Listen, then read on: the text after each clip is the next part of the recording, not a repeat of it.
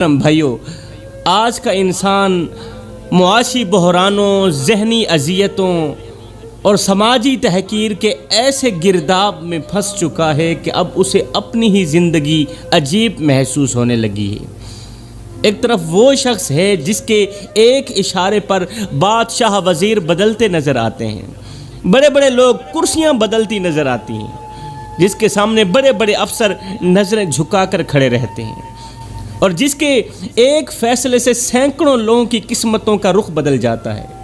طاقت جب انسان کے قدم چومنے لگے تو پھر دنیا اسے ہی خدا سمجھنے لگتی ہے، کیونکہ یہاں کردار نہیں، یہاں کرنسی بولتی ہے۔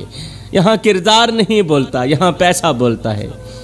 اور عجیب المیہ یہ ہے کہ دونوں انسان ہی ہیں، ایک طرف طاقتور ہے، دوسری طرف کمزور ہے، ایک طرف بادشاہ ہے، دوسری طرف گدا ہے، ایک طرف فقیر ہے، دوسری طرف وزیر ہے، ایک طرف امیر ہے، دوسری طرف غریب ہے، دونوں ہی انسان ہی ہیں۔ دونوں کے جسم میں ایک ہی جیسا خون دوڑ رہا ہے، دونوں کو پیدا کرنے والا ایک اللہ ہی ہے، مگر ایک کو عزت کی مسند پر بٹھا دیا گیا اور دوسرے کو ذلت کی دیوار کے ساتھ کھڑا کر دیا گیا۔ پھر وہ دکھی انسان آنکھوں میں آنسو لیے آسمان کی طرف دیکھ کر کہتا ہے، یا اللہ، آخر تو نے ایسا کیوں کیا؟ وہ امیر بھی تیرے ہاتھ کا بنایا گیا ہے اور میں بھی تو تیرے ہی ہاتھ کا بنایا گیا ہوں۔ ایک کو اتنی شان و شوکت، اتنی دولت، اتنا وقار دے دیا اور دوسرے کو اتنی محرومی دے دی، اتنی بے بسی دے دی۔ پھر میرا اللہ اپنے بندے کے دل میں ایک احساس اتارتا ہے۔ اللہ فرماتا ہے، اے میرے بندے، اگر دنیا ہی میری محبت کی نشانی ہوتی تو فرعون سب سے زیادہ میرا محبوب ہوتا۔ اگر مال و دولت ہی میری محبت کی نشانی ہوتی، میرے کرم کی نشانی ہوتی، میرے رحم کی نشانی ہوتی، یا میری مہربانی کی نشانی ہوتی تو فرعون سب سے زیادہ میرے قریب ہوتا۔ اور اگر غربت ہی میری ناراضگی کی دلیل ہوتی، اگر غربت میری ناراضگی کی دلیل ہوتی تو میرے نبی فاقے نہ کاٹتے، میرے محبوب فاقے نہ کاٹتے۔ میرے بھائیو، دنیا کا تخت وقتی ہوتا ہے مگر اللہ کی عدالت ہمیشہ قائم رہتی ہے۔ بعض لوگ دنیا میں ہنس رہے ہوتے ہیں مگر آخرت میں روئیں گے، اور بعض لوگ دنیا میں رو رہے ہوتے ہیں مگر آخرت میں ہمیشہ کے لیے مسکرائیں گے۔ اندر کی کہانی صرف میرا اللہ ہی جانتا ہے۔ زندگی میں اگر پریشانیاں اور مصیبتیں تیرے اور میرے اوپر آ گئی ہیں تو کیا ہوا؟ یہ آزمائشیں تو اللہ کے نبیوں پر بھی آئی ہیں۔ ذرا حضرت ابراہیم علیہ السلام کو دیکھو نا، ایک باپ جس نے برسوں دعائیں مانگنے کے بعد اولاد پائی، جس کے بڑھاپے کی لاٹھی اس کا ایک بیٹا اسماعیل تھا۔ وہ باپ جو اپنے بیٹے کو دیکھ کر جیتا تھا، آج وہی باپ اپنے ہاتھوں سے اپنے جگر کے ٹکڑے کی گردن پر چھری رکھنے جا رہا تھا۔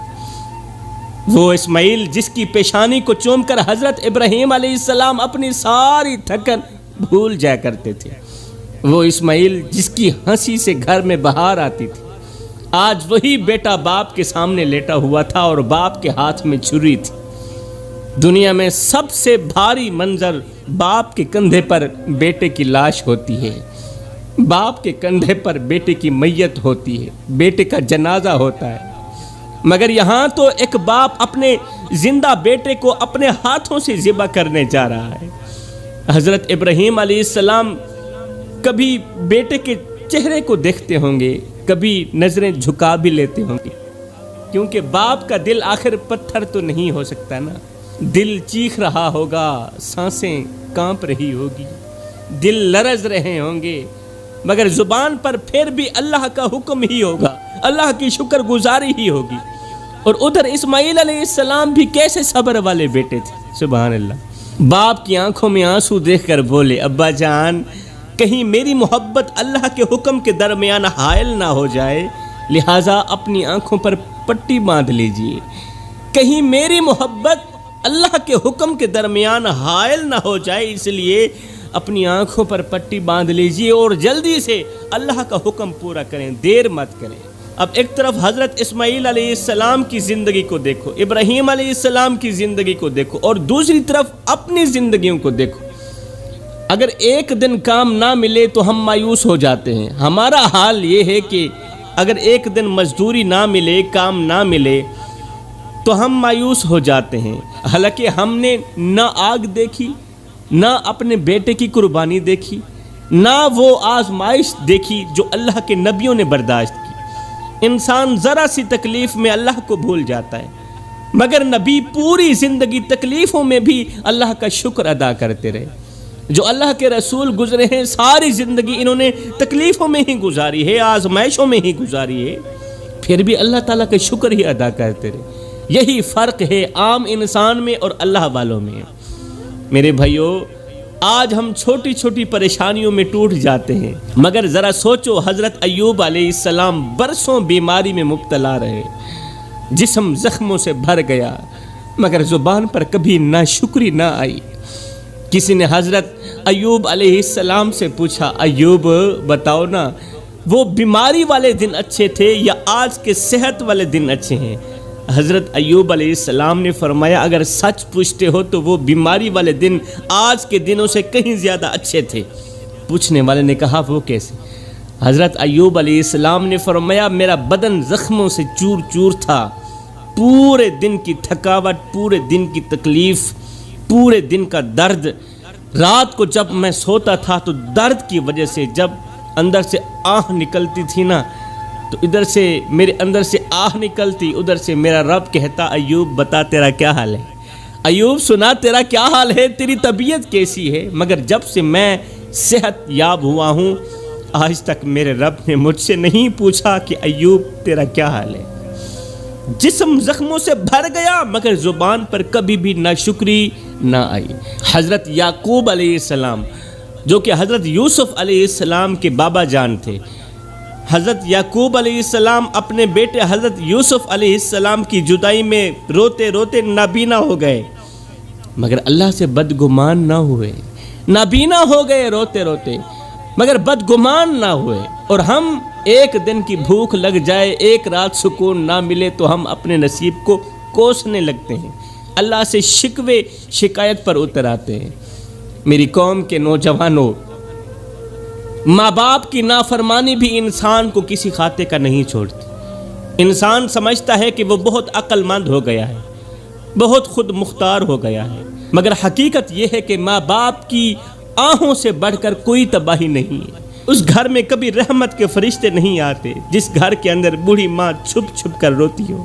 میری قوم کے نوجوانوں، یاد رکھو، ماں باپ وہ درخت ہوتے ہیں جن کے سائے میں اولاد پوری زندگی سکون ڈھونڈتی ہے، مگر افسوس آج کی اولاد اسی درخت کی جڑیں کاٹنے میں لگی ہوئی ہے۔ ایک رات ایک نوجوان روتا ہوا ایک اللہ والے کے پاس آیا، اس کی آواز ایسے کانپ رہی تھی جیسے اس کے اندر کی دنیا مکمل طور پر ٹوٹ چکی ہو۔ دروازہ کھلتے ہی نوجوان رو کر بولا، اے اللہ والے، میری ماں مرنے والی ہے، اگر وہ مر گئی تو میرا گھر ویران ہو جائے گا، میں ابھی اتنا بڑا نہیں ہوا کہ ماں کے بغیر زندہ رہ سکوں، خدا را میری ماں کو بچا لیجئے، میری ماں کے حق میں دعا کیجئے۔ یہ سن کر اللہ والا خاموشی سے اس نوجوان کے ساتھ چل پڑا۔ جب دونوں اس نوجوان کے گھر پہنچے تو کمرے میں ایک عجیب سی خاموشی تھی۔ ایک کمزور بوڑھی ماں بستر پر لیٹی ہوئی تھی، سانسیں ٹوٹ رہی تھیں، مگر حیرت کی بات یہ تھی کہ اس بوڑھی اماں کی نظریں بار بار دروازے کی طرف اٹھ رہی تھی۔ اس بوڑھی اماں کی جس کی آخری سانسیں چل رہی تھیں، مرنے والی تھی، حیرت کی بات یہ تھی کہ اس کی نظریں بار بار دروازے کی طرف اٹھ رہی تھی، جیسے وہ کسی کا شدت کے ساتھ انتظار کر رہی تھی۔ اللہ والے اس اماں کے قریب بیٹھے اور آہستہ سے بولے، اماں کیا دل میں کوئی حسرت باقی رہ گئی ہے؟ کس کو دیکھ رہی ہو؟ بوڑھی ماں کی آنکھوں سے آنسو بہنے لگے۔ بوڑھی ماں نے کانپتی ہوئی آواز میں کہا، بار بار دروازے کی طرف دیکھنے کی وجہ یہ ہے کہ میرا ایک اور بیٹا بھی تھا 10 سال پہلے مجھ سے لڑ کر جھگڑ کر میرے گھر سے نکل گیا تھا، چلا گیا تھا۔ اس نے جاتے وقت کہا تھا، آج کے بعد میرا اور آپ کا کوئی رشتہ نہیں ہے، مگر میں ماں تھی نا، میں نے اس دن کے بعد ایک بھی سجدہ ایسا نہیں کیا جس میں اپنے بیٹے کا نام نہ لیا ہو۔ اس نکمے کا نام نہ لیا ہو۔ آج میرا آخری وقت ہے، آج میرا آخری وقت ہے، اگر ہو سکے تو مجھے میرے بیٹے کا چہرہ دکھا دو۔ وہ بیٹا جس کا چہرہ دیکھنے کے لیے 10 سال سے میری آنکھیں ترس رہی ہیں، جس کی آواز سننے کے لیے 10 سال سے میرے کان ترس رہے ہیں، مجھ پہ احسان کرو، میرا آخری وقت ہے، اگر ہو سکے تو میری یہ آخری خواہش تو پوری کر دو، اگر ہو سکے تو مجھے میرے بیٹے کا چہرہ دکھا دو۔ اللہ کا کرنا ایسا ہوا، اتنے میں اچانک دروازہ زور سے کھلا، ایک بکھرے ہوئے بالوں والا نوجوان کمرے کے اندر داخل ہوا۔ وہ سیدھا ماں کے قدموں میں گر گیا اور چیخ کر بولا، اماں کیا مجھے معاف کر دو گی؟ اماں کیا مجھے معاف کرو گی؟ میں بہت تھک گیا ہوں، جب سے آپ سے جھگڑ کر گھر سے باہر نکلا تھا تب سے لے کر آج تک کبھی سکون کی سانس نصیب ہی نہیں ہوئی۔ اماں کیا مجھے معاف کرو گی؟ کیا مجھے معاف کرو گی؟ بوڑھی ماں نے کانپتے ہاتھ اس نکمے بیٹے کے سر پر رکھے، اس کے بالوں کو چوما، اس کی پیشانی کو چوما اور روتے ہوئے بولی، بیٹا اگر تجھے معاف نہ کرنا ہوتا تو میں 10 سال تک ہر رات تیرے لیے دعا نہ کرتی، ہر رات تیری خیر و عافیت کے لیے دعا نہ مانگتی۔ یہ منظر دیکھ کر وہ اللہ والا زاروں قطار رونے لگا۔ پھر اس نے آسمان کی طرف دیکھا، اللہ والے نے آسمان کی طرف دیکھ کر ایسا جملہ کہا کہ ہر آنکھ اشک بار ہو گئی۔ اس اللہ والے نے کہا، او لوگو، ایک ماں 10 سال کے بعد لوٹنے والے بیٹے کو سینے سے لگا سکتی ہے، ایک ماں 10 سال کے بعد لوٹنے والے بیٹے کو سینے سے لگا سکتی ہے، نافرمان کو سینے سے لگا سکتی ہے، تو سوچو 70 ماؤں سے بڑھ کر محبت کرنے والا رب اپنے بندے کو کیسے ٹھکرا سکتا ہے؟ جب ایک ماں نافرمان بیٹے کو 10 سال بعد سینے سے لگا سکتی ہے تو 70 ماؤں سے بڑھ کر محبت کرنے والا رب اپنے بندے کو کیسے ٹھکرا سکتا ہے؟ میرا اللہ فرماتا ہے، او میرے بندے، جو فرشتے شام کو تیرے گناہ لے کر میں رب کے پاس آتے ہیں نا، میں رب صبح انہی کے ہاتھوں میں تیرے لیے رزق بھیجتا ہوں۔ کتنا پیارا رب ہوں تیرا۔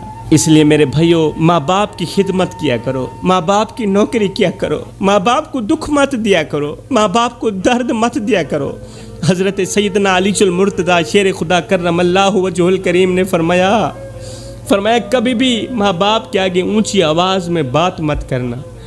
فرمایا جس دن یہ خاموش ہو گئے نا، اس دن تم ان کی آواز سننے کو ترسو گے۔ آج لاکھوں کروڑوں لوگ ہیں جو آج بھی ماں باپ کی آواز سننے کے لیے ترس رہے ہیں، ان کے کان بوڑھی ماں کی آواز سننے کے لیے ترس رہے ہیں، ان کی آنکھیں بوڑھے باپ کو دیکھنے کے لیے ترس رہی ہیں۔ آج بھی جب خوشی کا موقع آتا ہے، جب عید کا دن آتا ہے، جب بیٹے کی یا بیٹی کی شادی کا دن آتا ہے تو ایک دم روح لرز جاتی ہے، دل رونے لگتا ہے۔ جب مرے ہوئے ماں باپ کی یاد آتی ہے تو پھر انسان بے ساختہ بول پڑتا ہے، ہجر تیرا جے پانی منگے تے میں خونے نہ دے کینا، جی کر دے تینوں کول بٹھا کے درد پرانے چھیڑا، لیو یار حوالے رب دے تے میلے 4 دناں دے، اس دن عید مبارک ہو سی جس دن پھر ملیں گے۔ تو میرے بھائیو، دنیا کا سب سے خطرناک انسان وہ نہیں جو خالی جیب رکھتا ہے، دنیا کا سب سے خطرناک انسان وہ ہے جس کے دل سے ماں باپ کا احترام نکل جائے، کیونکہ جس گھر میں ماں کی آنکھ نم ہو جائے اس گھر کے دروازے سے رحمت واپس لوٹ جاتی ہے، اس گھر میں رحمت کے فرشتے نہیں آتے جس گھر میں ماں باپ روتے ہوں۔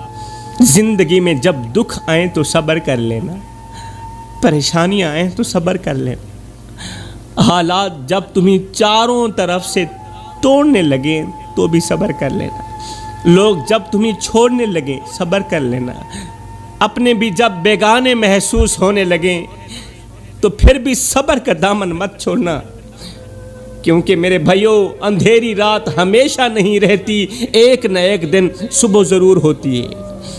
بعض آزمائشیں انسان کو تباہ کرنے نہیں، اللہ کے قریب کرنے بھی آتی ہیں، بعض مجبوریاں انسان کو ختم کرنے نہیں آتی، اللہ کے ساتھ جوڑنے کے لیے بھی آتی ہیں۔ انسان جب دنیا کے سہاروں سے مایوس ہو جاتا ہے تب جا کر اسے اللہ کے سہارے کی حقیقت سمجھ آتی ہے۔ بعض لوگ دولت میں سکون ڈھونڈتے ہیں، بعض لوگ امیروں کی محفلوں میں بیٹھنے میں سکون ڈھونڈتے ہیں، مگر جان لو میرے بھائیوں، اصل سکون صرف اللہ کی یاد میں ہے۔